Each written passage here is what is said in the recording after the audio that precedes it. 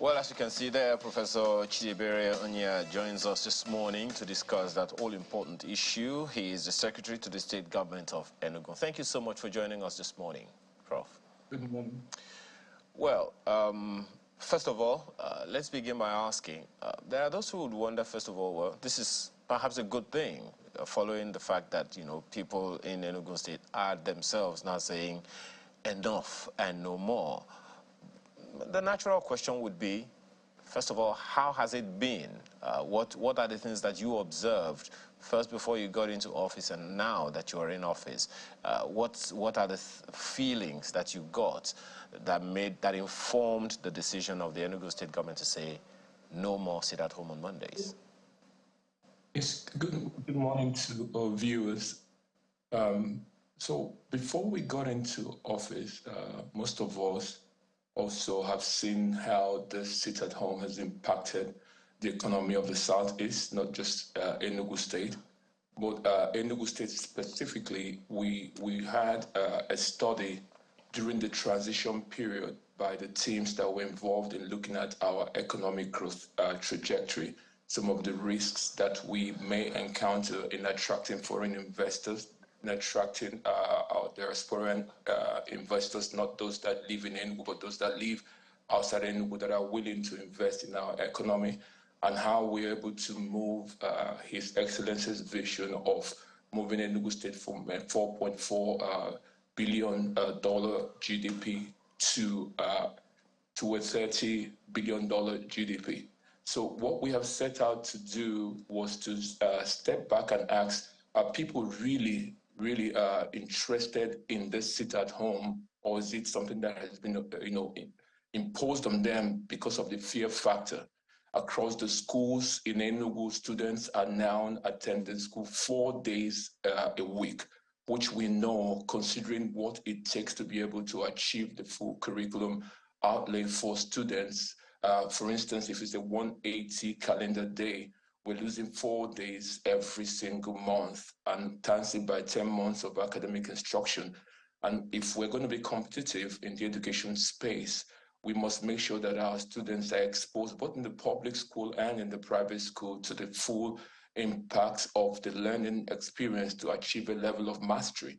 So we looked at it across the board, even in the mental well-being of our people, now where we know as an entrepreneurial people that sitting at home on the first working day of the month, of the week, is an anomaly. This is not something that we are known for, or anybody is known for that matter.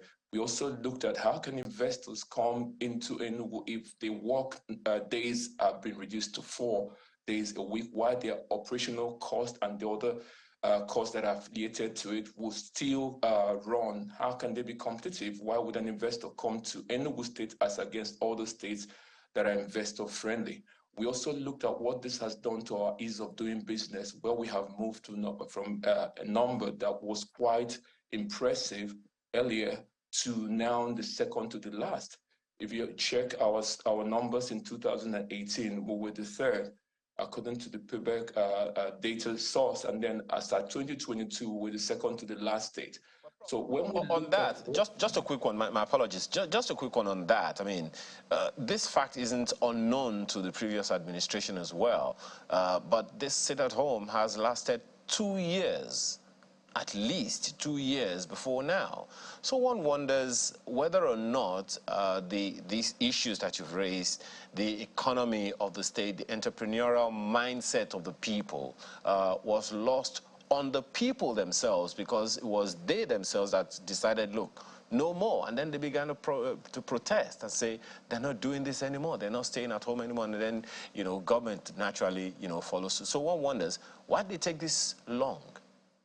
Yeah, so there are different leadership models, different leadership styles.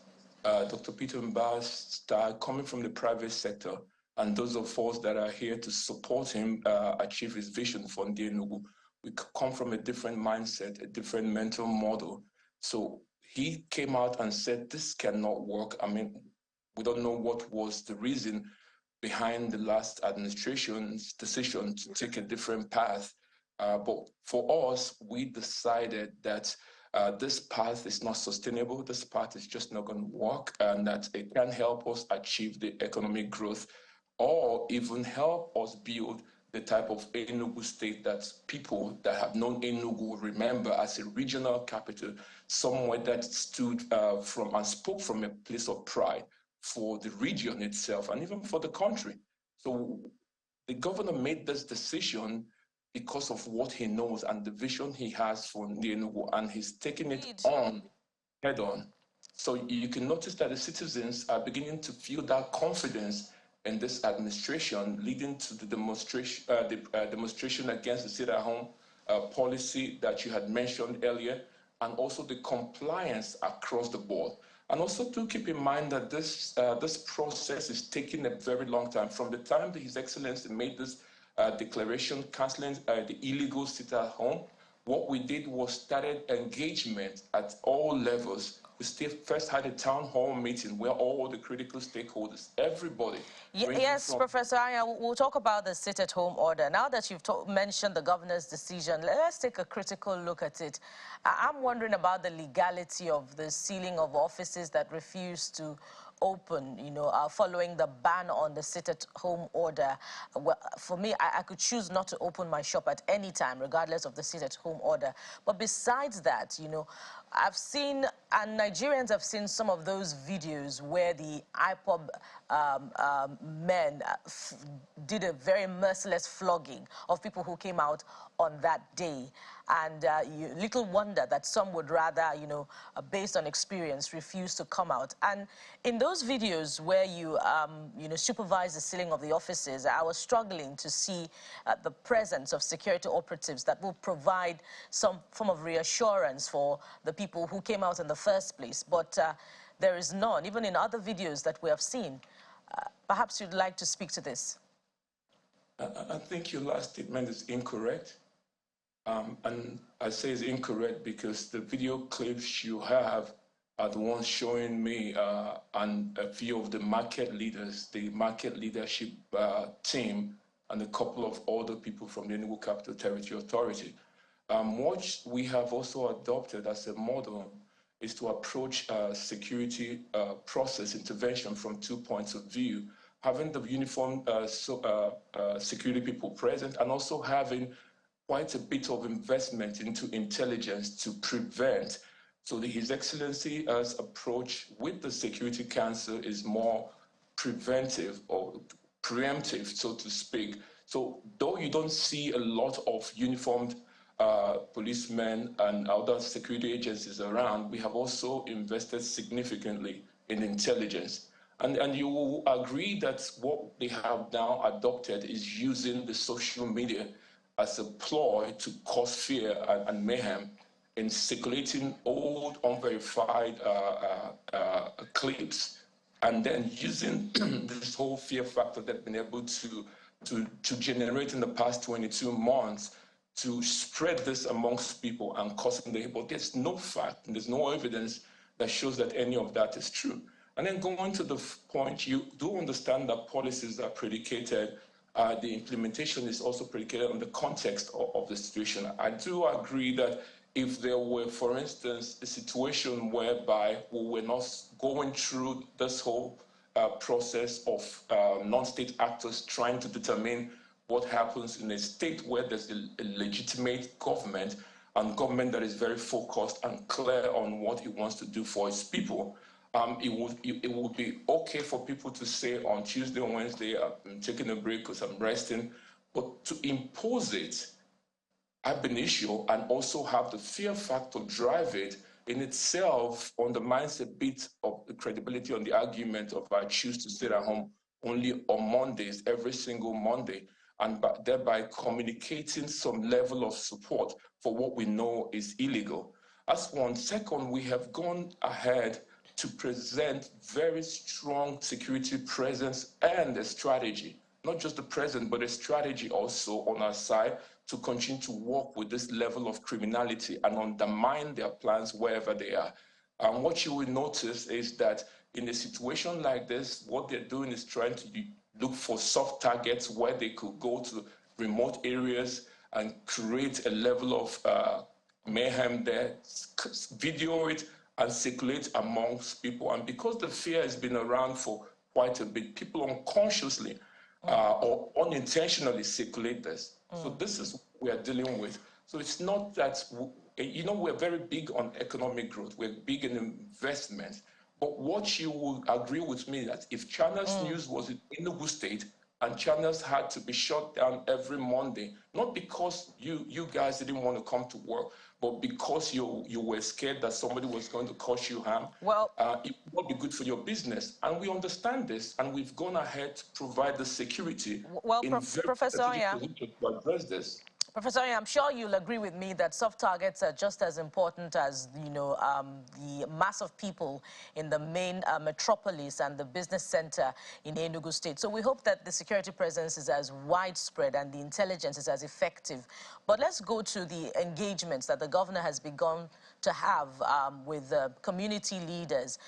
Is it also going to reach non-state actors themselves, or perhaps youths in Enugu, to find out why, you know, they still have this loyalties to the IPOP cause, and to deter, you know, the radicalism, you know, for want of another expression, why they are easily recruited into this movement, so to speak, of those who are still loyal to that cause?